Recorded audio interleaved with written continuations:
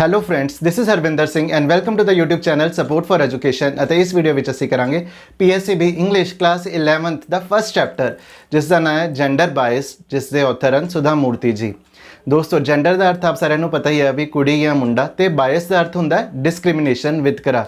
ਤੇ ਹੁਣ ਇਸ ਪਾਰਟ ਵਿੱਚ ਕਿਹੜੇ ਜੈਂਡਰ ਬਾਇਸ ਦੀ ਗੱਲ ਕੀਤੀ ਗਈ ਹੈ ਉਹ ਅਸੀਂ ਥੋੜੀ ਦੇਰ ਬਾਅਦ ਦੇਖਾਂਗੇ। ਪਰ ਸ਼ੁਰੂ ਕਰਨ ਤੋਂ ਪਹਿਲਾਂ ਇੱਕ ਸੰਦੇਸ਼, ਜੇ ਅਜੇ ਤੱਕ ਆਪ ਸਾਰਿਆਂ ਨੇ YouTube channel support for education ਨੂੰ ਸਬਸਕ੍ਰਾਈਬ ਨਹੀਂ ਕੀਤਾ ਤੇ ਚੈਨਲ ਨੂੰ ਸਬਸਕ੍ਰਾਈਬ ਜ਼ਰੂਰ ਕਰੋ, ਤਾਂ ਕਿ ਇੰਗਲਿਸ਼ 11th ਕਲਾਸ ਦੇ ਨਵੇਂ ਵੀਡੀਓਸ ਆਪ ਸਾਰਿਆਂ ਨੂੰ ਸਮੇਂ ਸਿਰ ਪ੍ਰਾਪਤ ਹੋ ਸਕਣ। ਆਓ ਸ਼ੁਰੂ ਕਰਦੇ ਹਾਂ ਲੈਸਨ ਜੈਂਡਰ ਬਾਇਸ। ਤੇ ਸ਼ੁਰੂ ਕਰਨ ਤੋਂ ਪਹਿਲਾਂ ਅਸੀਂ ਥੋੜਾ ਬਹੁਤ ਆਥਰ ਦੇ ਬਾਰੇ ਜਾਣ ਲੈਂਦੇ ਹਾਂ। ਸੁਧਾ ਮੂਰਤੀ ਜੀ ਇੱਕ ਸੋਸ਼ਲ ਵਰਕਰ ਹਨ, ਇੱਕ ਆਥਰ ਹਨ, ਤੇ ਉਹਨਾਂ ਨੇ ਨਾ ਇੱਕ ਬਹੁਤ ਹੀ ਵੱਡਾ ਕੰਮ ਕੀਤਾ ਹੈ, ਕਿਹੜਾ ਕਿ ਕਰਨਾਟਕਾ ਦੇ ਗੌਰਮੈਂਟ ਸਕੂਲਾਂ ਵਿੱਚ, ਕਰਨਾਟਕਾ ਦੇ ਸਾਰੇ ਗੌਰਮੈਂਟ ਸਕੂਲਾਂ ਵਿੱਚ ਕੰਪਿਊਟਰ ਅਤੇ ਲਾਇਬ੍ਰੇਰੀ ਫੈਸਿਲਿਟੀ ਉਹਨਾਂ ਨੇ ਪ੍ਰੋਵਾਈਡ ਕਰਾਈ ਹੈ। ਤੇ ਉਹ ਇਨਫੋਸਿਸ ਫਾਊਂਡੇਸ਼ਨ ਉਸਦੇ ਚੇਅਰਪਰਸਨ ਵੀ ਹਨ। ਤੇ ਇਨਫੋਸਿਸ ਫਾਊਂਡੇਸ਼ਨ ਹੈ ਇੱਕ ਨॉन प्रॉफिट ਆਰਗੇਨਾਈਜੇਸ਼ਨ ਹੈ, ਜੋ ਕਿ ਇਨਫੋਸਿਸ ਕੰਪਨੀ ਦੁਆਰਾ ਚਲਾਈ ਜਾ ਰਹੀ ਹੈ। ਤੇ ਉਹ ਕਾਫੀ ਸੋਸ਼ਲ ਵਰਕ ਉਹਨਾਂ ਦੀ ਆਰਗੇਨਾਈਜੇਸ਼ਨ ਤੋਂ ਹੈ ਕੀਤੇ ਜਾਂਦੇ ਹਨ। ਤੇ ਉਹ ਨਾਰਾਇਣ ਮੂਰਤੀ ਜੀ ਦੀ ਵਾਈਫ ਹਨ। ਨਾਰਾਇਣ ਮੂਰਤੀ ਜੀ ਇਨਫੋਸਿਸ ਦੇ ਫਾਊਂਡਰ, ਉਹਨਾਂ ਦੀ ਵਾਈਫ ਹਨ। ਤੇ ਉਹਨਾਂ ਨੂੰ 2006 ਵਿੱਚ ਪਦਮ ਸ਼੍ਰੀ ਅਵਾਰਡ ਨਾਲ ਸਨਮਾਨਿਤ ਕੀਤਾ ਗਿਆ ਹੈ। ਤੇ ਹੁਣ ਅਸੀਂ ਕਰਦੇ ਹਾਂ ਪਾਰਟ ਨੂੰ ਸ਼ੁਰੂ। ਤੇ ਹੁਣ ਇਸ ਵਿੱਚ ਸੁਧਾ ਮੂਰਤੀ ਜੀ ਲਿਖਦੇ ਹਨ ਕਿ ਕਾਫੀ ਸਮਾਂ ਪਹਿਲਾਂ ਉਹ ਇੱਕ ਹੋਣਹਾਰ ਤੇ ਆਦਰਸ਼ਵਾਦੀ ਸਟੂਡੈਂਟ ਸਨ। ਤੇ ਉਹ M.Tech ਕੰਪਿਊਟਰ ਸਾਇੰਸ ਦੇ ਫਾਈਨਲ ਈਅਰ ਵਿੱਚ ਸਨ। ਤੇ ਕਿਹੜੇ ਇੰਸਟੀਟਿਊਟ ਤੋਂ ਕਰ ਰਹੇ ਸਨ? IISc, Indian institute of science. ਤੇ ਉਸ ਸਮੇਂ ਉਸਦਾ ਨਾਂ ਹੁੰਦਾ ਸੀਗਾ ਟਾਟਾ ਇੰਸਟੀਟਿਊਟ। ਤੇ ਇਹ ਗੱਲ ਹੈ ਅਪ੍ਰੈਲ 1974 ਦੀ ਗੱਲ ਹੈ।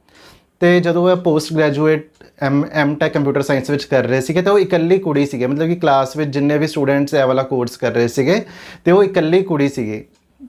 ਤੇ ਹੋਰ ਕੁੜੀਆਂ ਹੋਰ ਕੋਰਸਿਸ ਕਰ ਰਹੀਆਂ ਸੀਗੀਆਂ, ਬਟ M.Tech ਕੰਪਿਊਟਰ ਸਾਇੰਸ ਕਰ ਰਹੀ ਸੁਧਾ ਜੀ ਇਕੱਲੀ ਕੁੜੀ ਸੀਗੇ। ਤੇ ਉਹ ਅਬਰੋਡ ਜਾਣਾ ਚਾਹੁੰਦੇ ਸੀਗੇ, ਫੋਰਨ ਜਾਣਾ ਚਾਹੁੰਦੇ ਸੀਗੇ, ਡਾਕਟਰੇਟ ਪੜ੍ਹਨਾ ਚਾਹੁੰਦੇ ਸੀਗੇ ਕੰਪਿਊਟਰ ਸਾਇੰਸ ਵਿੱਚ। ਤੇ ਉਹਨਾਂ ਨੂੰ US ਦੀਆਂ ਕਈ ਯੂਨੀਵਰਸਿਟੀਆਂ ਤੋਂ ਸਕਾਲਰਸ਼ਿਪ ਵੀ ਆਫਰ ਹੋਈ ਸੀ।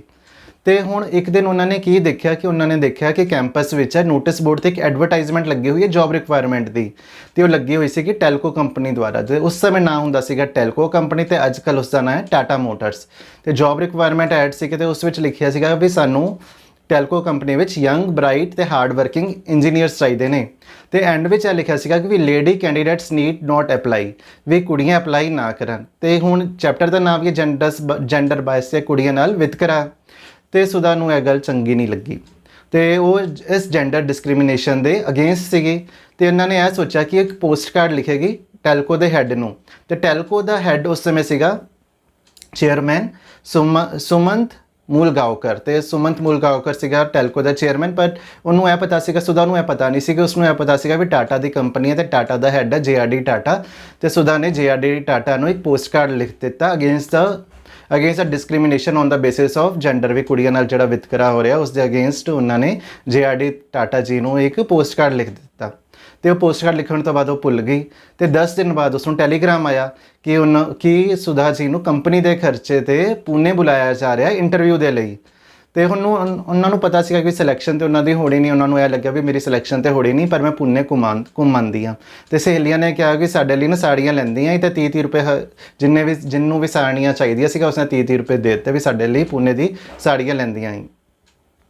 ਤੇ ਜਦੋਂ ਪੂਨੇ ਗਈ ਤਾਂ ਉਹਨੂੰ ਪੂਨੇ ਬਹੁਤ ਹੀ ਵਧੀਆ ਲੱਗਿਆ, ਤੇ ਪੂਨੇ ਉਸਨੂੰ ਆਪਣੇ ਘਰ ਹੁਬਲੀ ਵਰਗਾ ਲੱਗਾ। ਤੇ ਹੁਣ ਆ ਗਿਆ ਇੰਟਰਵਿਊ ਦੇਣ ਦਾ ਸਮਾਂ। ਤੇ ਇੰਟਰਵਿਊ ਪੈਨਲ ਵਿੱਚ 6 ਲੋਕ ਸਨ। ਤੇ ਹੁਣ ਜਦੋਂ ਇੰਟਰਵਿਊ ਰੂਮ ਵਿੱਚ ਐਂਟਰ ਹੋਏ ਤਾਂ ਕੋਈ ਬੰਦਾ ਕਹਿ ਰਿਹਾ ਸੀਗਾ, ਵਿਸਪਰਿੰਗ ਕਰ ਰਿਹਾ ਸੀਗਾ ਕਿ ਇਹ ਕੁੜੀ ਨੇ JRD ਟਾਟਾ ਜੀ ਨੂੰ ਚਿੱਠੀ ਲਿਖੀ ਹੈ। ਤੇ ਉਸ ਨੂੰ ਪਤਾ ਲੱਗਿਆ ਵੀ ਮੇਰਾ ਸਿਲੈਕਸ਼ਨ ਤੇ ਹੋਣਾ ਹੀ ਨਹੀਂ। ਪਰ ਉਹ ਬਹੁਤ ਹੀ ਜ਼ਿਆਦਾ ਕੂਲ ਤੇ ਬੇਫਿਕਰ ਸੀਗੀ ਸੁਧਾ। ਤੇ ਉਹਨੇ ਨਾ ਰੂਡਲੀ ਕਹਿ ਦਿੱਤਾ ਕਿ I hope this is only a technical interview. ਤੇ ਹੁਣ ਇੰਟਰਵਿਊ ਵਿੱਚ ਨਾ ਟੈਕਨੀਕਲ ਕੁਐਸਚਨਸ ਵੀ ਪੁੱਛੇ ਜਾਂਦੇ ਨੇ, ਤੇ ਪਰਸਨਲ ਕੁਐਸਚਨਸ ਵੀ ਪੁੱਛੇ ਜਾਂਦੇ ਨੇ। ਪਰਸਨਲ ਕੁਐਸਚਨਸ ਕਿ ਜਿਵੇਂ ਕਿ ਤੁਹਾਡੀ ਕੀ ਕੁਆਲੀਫਿਕੇਸ਼ਨ ਹੈ, ਤੁਹਾਡੇ ਘਰ ਵਿੱਚ ਕੌਣ ਹੈ, ਤੁਸੀਂ ਕਿੰਨੇ ਭਰਾ ਭੈਣ ਹੋ, ਇਸ ਤਰ੍ਹਾਂ ਦੇ। ਤੇ ਟੈਕਨੀਕਲ ਕੁਐਸਚਨਸ ਹੁੰਦੇ ਆ ਜਿਹੜੇ ਫੀਲਡ ਤੋਂ ਰਿਲੇਟਡ ਹੁੰਦੇ ਨੇ, ਜਿਹੜੇ ਜੌਬ ਤੋਂ ਰਿਲੇਟਡ। ਤੇ ਸੁਧਾ ਜੀ ਨੇ ਰੂਡਲੀ ਕਹਿ ਦਿੱਤਾ ਕਿ I hope this is only a technical interview. ਤੇ ਫਿਰ ਟੈਕਨੀਕਲ ਕੁਐਸਚਨਸ ਉਹਨਾਂ ਤੋਂ ਪੁੱਛੇ ਗਏ, ਤੇ ਉਹਨਾਂ ਨੇ ਟੈਕਨੀਕਲ ਕੁਐਸਚਨਸ ਦੇ ਠੀਕ ਆਨਸਰ ਦੇ ਦਿੱਤੇ, ਕਿਉਂਕਿ ਉਹ ਬਹੁਤ ਹੀ ਇੰਟੈਲੀਜੈਂਟ ਸੀਗੇ। ਤੇ ਹੁਣ ਉਸ ਤੋਂ ਬਾਅਦ ਲਿਖਦੇ ਨੇ ਸੁਧਾ ਜੀ ਕਿ even today I am ਅਸ਼ੇਮਡ of my attitude, ਕਿ ਉਸ ਸਮੇਂ ਜਿਹੜਾ ਮੇਰਾ ਐਟੀਟਿਊਡ ਰੂਡ ਸੀਗਾ, ਤੇ ਉਸ ਲਈ ਮੈਂ ਅੱਜ ਤੱਕ ਸ਼ਰਮਿੰਦਾ ਹਾਂ। ਤੇ ਹੁਣ ਇੱਕ ਬਜ਼ੁਰਗ ਵਿਅਕਤੀ ਵੀ ਸੀਗਾ ਇੰਟਰਵਿਊ ਪੈਨਲ ਵਿੱਚ, ਤੇ ਉਸਨੇ ਕਿਹਾ ਕਿ ਤੁਹਾਨੂੰ ਪਤਾ ਕਿ ਅਸੀਂ ਲੇਡੀਜ਼ ਨੂੰ ਕਿਉਂ ਨਹੀਂ ਕਿਹਾ ਅਪਲਾਈ ਕਰਨ ਲਈ? ਕਿਉਂਕਿ ਅਸੀਂ ਸ਼ਾਪ ਫਲੋਰ ਵਿੱਚ ਕਦੇ ਲੇਡੀਜ਼ ਨੂੰ ਕਦੇ ਲੇਡੀਜ਼ ਨੂੰ ਇੰਪਲੋਏ ਨਹੀਂ ਕੀਤਾ। ਤੇ ਸ਼ਾਪ ਫਲੋਰ ਕੀ ਹੁੰਦਾ, ਫੈਕਟਰੀ ਦਾ ਉਹ ਏਰੀਆ ਜਿੱਥੇ ਵਰਕਰ ਹੈ ਕੋਈ ਗੁੱਡਸ ਬਣਾਉਂਦੇ ਹਨ, ਕੋਈ ਜਿਵੇਂ ਫੈਕਟਰੀ ਦਾ ਉਹ ਇਲਾਕਾ ਜਿੱਥੇ ਗੁੱਡਸ ਦੀ ਮੈਨੂਫੈਕਚਰਿੰਗ ਕੀਤੀ ਜਾਂਦੀ ਹੈ ਉਸ ਨੂੰ ਸ਼ਾਪ ਫਲੋਰ ਕਿਹਾ ਜਾਂਦਾ। ਜਿਵੇਂ ਟਾਟਾ ਮੋਟਰਸ ਵਿੱਚ ਹੋ ਸਕਦਾ ਕਿ ਉਸ ਏਰੀਆ ਵਿੱਚ ਗੱਡੀਆਂ ਵਗੈਰਾ ਬਣਾਈਆਂ ਜਾਂਦੀਆਂ ਹੋਣ, ਤੇ ਉੱਥੇ ਮੈਨੇਜਮੈਂਟ ਨੂੰ ਇਹ ਲੱਗਦਾ ਸੀਗਾ ਵੀ ਕੁੜੀਆਂ ਨੂੰ ਨਹੀਂ ਰੱਖਣਾ ਚਾਹੀਦਾ, ਤੇ ਉਹਨਾਂ ਨੇ ਕਦੇ ਪਹਿਲਾਂ ਰੱਖਿਆ ਹੀ ਨਹੀਂ ਸੀਗਾ। ਤੇ ਉਹਨਾਂ ਨੇ ਫਿਰ ਇਹ ਕਿਹਾ ਕਿ ਇਹ ਕੋਐਡ ਕਾਲਜ ਨਹੀਂ ਹੈ, ਤੇ ਇਹ ਇੱਕ ਫੈਕਟਰੀ ਹੈ, ਤੇ ਤੁਹਾਡੇ ਵਰਗੇ ਲੋਕਾਂ ਨੂੰ ਕਿ ਸੁਧਾ ਜੀ ਵਰਗੇ ਕੁੜੀਆਂ ਨੂੰ ਰਿਸਰਚ ਲੈਬੋਰਟਰੀ ਵਿੱਚ ਕੰਮ ਕਰਨਾ ਚਾਹੀਦਾ। ਤੇ ਹੁਣ ਸੁਧਾ ਜੀ ਲਿਖਦੇ ਹਨ ਕਿ ਉਹ ਇੱਕ ਸਮਾਲ ਟਾਊਨ ਹੁਬਲੀ ਤੋਂ ਸੀਗੇ, ਤੇ ਉਹਨਾਂ ਨੂੰ ਕਾਰਪੋਰੇਟ ਹਾਊਸ, ਵੱਡੇ ਕਾਰਪੋਰੇਟ ਹਾਊਸ ਤੇ ਉਹਨਾਂ ਦੀਆਂ ਮੁਸ਼ਕਿਲਾਂ ਦੇ ਬਾਰੇ ਉਹਨਾਂ ਨੂੰ ਪਤਾ ਨਹੀਂ ਸੀ, ਤੇ ਉਹਨਾਂ ਨੇ ਆਨਸਰ ਦਿੱਤਾ ਕਿ ਤੁਹਾਨੂੰ ਕਿਤੇ ਦਾ ਸ਼ੁਰੂਆਤ ਕਰਨੀ ਪੈਣੀ ਹੈ, ਨਹੀਂ ਤਾਂ ਕੋਈ ਵੀ ਕੁੜੀ ਕਦੇ ਵੀ ਤੁਹਾਡੀ ਫੈਕਟਰੀ ਵਿੱਚ ਕੰਮ ਨਹੀਂ ਕਰ ਪਾਵੇਗੀ। ਫਿਰ ਕੀ ਹੁੰਦਾ ਕਿ ਹਰ ਕੋਈ ਸੁਧਾ ਜੀ ਤੋਂ ਇੰਪ੍ਰੈਸ ਹੋ ਜਾਂਦਾ ਤੇ ਹੁਣ ਸੁਧਾ ਦਾ ਸਿਲੈਕਸ਼ਨ ਵੀ ਹੋ ਜਾਂਦਾ। ਤੇ ਹੁਣ ਸੁਧਾ ਜੀ ਉਸ ਤੋਂ ਬਾਅਦ ਲਿਖਦੇ ਹਨ ਕਿ ਉਹਨਾਂ ਨੇ ਕਦੇ ਸੋਚਿਆ ਨਹੀਂ ਸੀਗਾ ਕਿ ਉਹਨਾਂ ਨੂੰ ਪੂਨੇ ਵਿੱਚ ਜੌਬ ਮਿਲੇਗੀ, ਤੇ ਉੱਥੇ ਉਸਨੂੰ ਕਰਨਾਟਕਾ ਦਾ ਸ਼ਾਹੀ ਯੰਗ ਮੈਨ, ਤੇ ਹੁਣ ਕਰਨਾਟਕਾ ਦਾ ਸ਼ਾਹੀ ਯੰਗ ਮੈਨ ਕੌਣ ਹੈ ਜੋ ਉਸਨੂੰ ਮਿਲਿਆ, ਉਹਨਾਂ ਦਾ ਨਾਂ ਹੈ ਨਾਰਾਇਣ ਮੂਰਤੀ ਸੀ, ਇਨਫੋਸਿਸ ਦੇ ਫਾਊਂਡਰ। ਤੇ ਉੱਥੇ ਉਹਨਾਂ ਨੂੰ ਕਰਨਾਟਕਾ ਦਾ ਸ਼ਾਹੀ ਯੰਗ ਮੈਨ ਜਿਸ ਦਾ ਅਰਥ ਨਾਰਾਇਣ ਮੂਰਤੀ ਜੀ ਮਿਲੇ, ਤੇ ਉਹ ਦੋਸਤ ਬਣੇ, ਤੇ ਉਹਨਾਂ ਵਿੱਚ ਤੇ ਵਿਆਹ ਹੋ ਗਿਆ ਉਹਨਾਂ ਦੋਨਾਂ ਦਾ, ਸੁਧਾ ਜੀ ਅਤੇ ਨਾਰਾਇਣ ਮੂਰਤੀ ਦਾ। ਤੇ ਉਸ ਤੋਂ ਬਾਅਦ ਲਿਖਦੇ ਹਨ ਕਿ ਟੈਲਕੋ ਜੁਆਇਨ ਕਰਨ ਦੇ ਬਾਅਦ ਤਾਂ ਉਸਨੂੰ ਪਤਾ ਲੱਗਾ ਵੀ JRD ਟਾਟਾ ਕੌਣ ਹੈ। ਪਹਿਲਾਂ ਉਹਨਾਂ ਨੇ ਸਿਰਫ JRD ਟਾਟਾ ਜੀ ਦਾ ਨਾਂ ਸੁਣਿਆ ਸੀਗਾ, ਬਟ ਟੈਲਕੋ ਜੁਆਇਨ ਕਰਨ ਤੋਂ ਬਾਅਦ ਉਸਨੂੰ ਪਤਾ ਲੱਗਿਆ ਵੀ JRD ਟਾਟਾ ਕੌਣ ਹੈ। ਤੇ ਉਹ ਕਹਿੰਦੇ ਹਨ ਕਿ JRD ਟਾਟਾ ਜੀ ਭਾਰਤੀ ਇੰਡਸਟਰੀ ਦੇ ਬੇਤਾਜ ਬਾਦਸ਼ਾਹ ਸਨ, ਕਿਉਂਕਿ ਜਿਵੇਂ ਟਾਟਾ ਦੀ ਬਹੁਤ ਸਾਰੀਆਂ ਇੰਡਸਟਰੀਜ਼ ਹੁੰਦੀਆਂ ਹਨ, ਤੇ ਉਸ ਸਮੇਂ ਵੀ ਟਾਟਾ ਦੀ ਬਹੁਤ ਸਾਰੀਆਂ ਇੰਡਸਟਰੀ ਸੀਗੀਆਂ, ਤੇ ਇਹ ਕਿਹਾ ਗਿਆ ਕਿ JRD ਟਾਟਾ ਜੀ ਭਾਰਤੀ ਇੰਡਸਟਰੀ ਦੇ ਬੇਤਾਜ ਬਾਦਸ਼ਾਹ ਸਨ। ਫਿਰ ਜਦੋਂ ਉਹਨਾਂ ਦਾ ਥੋੜ੍ਹਾ ਸਮੇਂ ਬਾਅਦ ਉਹਨਾਂ ਦਾ ਟ੍ਰਾਂਸਫਰ ਹੈ ਉਹ ਹੋ ਗਿਆ ਬੰਬੇ, ਤੇ ਉਹਨਾਂ ਨੂੰ JRD ਟਾਟਾ ਜੀ ਨੂੰ ਮਿਲਣ ਦਾ ਮੌਕਾ ਮਿਲਿਆ, ਤੇ ਉਹ ਕਾਫੀ ਜ਼ਿਆਦਾ ਨਰਵਸ ਸੀ। ਨਰਵਸ ਕਿਉਂ ਸੀ? ਕਿਉਂਕਿ ਪਹਿਲਾਂ ਉਹਨਾਂ ਨੂੰ ਪੋਸਟ ਕਾਰਡ ਉਹ ਲਿਖ ਚੁੱਕੇ ਸੀਗੇ, ਤੇ SM ਦਾ ਅਰਥ ਹੈ ਸੁਮੰਤ ਮੂਲਗਾਓਕਰ, ਤੇ ਉਹਨੇ JRD ਟਾਟਾ ਨਾਲ ਸੁਧਾ ਜੀ ਨੂੰ ਇੰਟਰੋਡਿਊਸ ਕਰਾਇਆ ਤੇ ਕਿਹਾ ਕਿ ਇਹ ਯੰਗ ਵੂਮਨ ਇੰਜੀਨੀਅਰ ਹੈ, ਪੋਸਟ ਗ੍ਰੈਜੂਏਟ ਹੈ, ਤੇ ਪਹਿਲੀ ਇਸਤਰੀ ਹੈ, ਪਹਿਲੀ ਔਰਤ ਹੈ ਜਿਸ ਨੂੰ ਟਾਟਾ ਦੇ ਸ਼ਾਪ ਫਲੋਰ ਵਿੱਚ ਕੰਮ ਕਰਨ ਦਾ ਮੌਕਾ ਮਿਲਿਆ। ਤਾਂ ਸੁਧਾ ਇਹ ਸੋਚ ਰਹੀ ਸੀਗੀ ਕਿ JRD ਟਾਟਾ ਕੋਈ ਇੰਟਰਵਿਊ ਬਾਰੇ ਜਾਂ ਪੋਸਟ ਕਾਰਡ ਬਾਰੇ ਮੇਰੇ ਤੋਂ ਨਾ ਪੁੱਛ ਲੈ। ਤੇ ਹੁਣ ਉਸ ਤੋਂ ਬਾਅਦ ਗੱਲ ਕੀਤੀ ਗਈ ਹੈ ਕਿ ਅੱਜ, ਤੇ ਹੁਣ ਲਿਖਦੇ ਹਨ ਸੁਧਾ ਮੂਰਤੀ ਜੀ ਉਸ ਤੋਂ ਬਾਅਦ ਕਿ ਅੱਜ ਕੱਲ੍ਹ 50% ਸਟੂਡੈਂਟਸ ਇੰਜੀਨੀਅਰਿੰਗ ਕਾਲਜ ਵਿੱਚ ਜਿਹੜੇ ਇੰਜੀਨੀਅਰਿੰਗ ਕਰ ਰਹੇ ਨੇ ਉਹ ਲੇਡੀਜ਼ ਨੇ, ਅਤੇ ਸ਼ਾਪ ਫਲੋਰ ਅਤੇ ਫੈਕਟਰੀਆਂ ਵਿੱਚ ਵੀ ਕਾਫੀ ਲੇਡੀਜ਼ ਅੱਜ ਕੱਲ੍ਹ ਉਹ ਕੰਮ ਕਰ ਰਹੀਆਂ ਹਨ। ਤੇ ਉਹ ਕਹਿੰਦੀ ਹੈ ਸੁਧਾ ਜੀ ਕਿ ਇਹ ਕਹਿੰਦੇ ਹਨ ਕਿ ਕਦੇ ਮੈਂ ਇਹਨਾਂ ਚੇਂਜਸ ਦੇ ਬਾਰੇ, ਕਦੇ ਮੈਂ ਇਹਨਾਂ ਬਦਲਾਵਾਂ ਦੇ ਬਾਰੇ ਸੋਚਦੀ ਹਾਂ ਕਿ ਪਹਿਲਾਂ ਕੋਈ ਵੀ ਲੇਡੀ, ਪਹਿਲਾਂ ਇੰਜੀਨੀਅਰਿੰਗ ਬਹੁਤ ਹੀ ਘੱਟ ਲੇਡੀਜ਼ ਕਰਦੀਆਂ ਸੀਗੀਆਂ, ਤੇ ਫੈਕਟਰੀ ਵਿੱਚ ਕੁੜੀਆਂ ਕੰਮ ਵੀ ਨਹੀਂ ਕਰਦੀਆਂ ਸੀਗੀਆਂ, ਤੇ ਅੱਜ ਕੱਲ੍ਹ ਬਹੁਤ ਹੀ ਜ਼ਿਆਦਾ ਲੇਡੀਜ਼ ਇੰਜੀਨੀਅਰਿੰਗ ਵੀ ਕਰ ਰਹੀਆਂ ਹਨ ਤੇ ਫੈਕਟਰੀ ਵਿੱਚ ਕੰਮ ਵੀ ਕਰ ਰਹੀਆਂ ਹਨ। ਤੇ ਕਹਿੰਦੇ ਨੇ ਕਦੇ ਮੈਂ ਇਹਨਾਂ ਬਦਲਾਵਾਂ ਬਾਰੇ ਸੋਚਦੀ ਹਾਂ, ਤੇ ਕਦੇ ਮੈਂ JRD ਟਾਟਾ ਜੀ ਦੇ ਬਾਰੇ ਸੋਚਦੀ ਹਾਂ।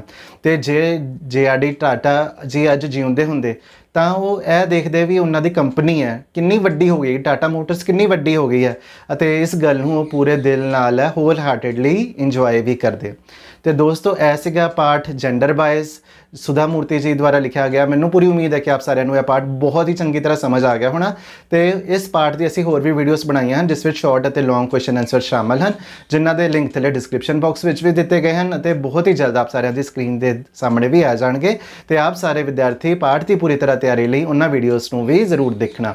ਹੁਣ ਦਿਓ ਆਪਣੇ ਅਧਿਆਪਕ ਸਰਦਾਰ ਹਰਵਿੰਦਰ ਸਿੰਘ ਨੂੰ ਇਜਾਜ਼ਤ। ਵਾਹਿਗੁਰੂ ਜੀ ਕਾ ਖਾਲਸਾ, ਵਾਹਿਗੁਰੂ ਜੀ ਕੀ ਫਤਿਹ।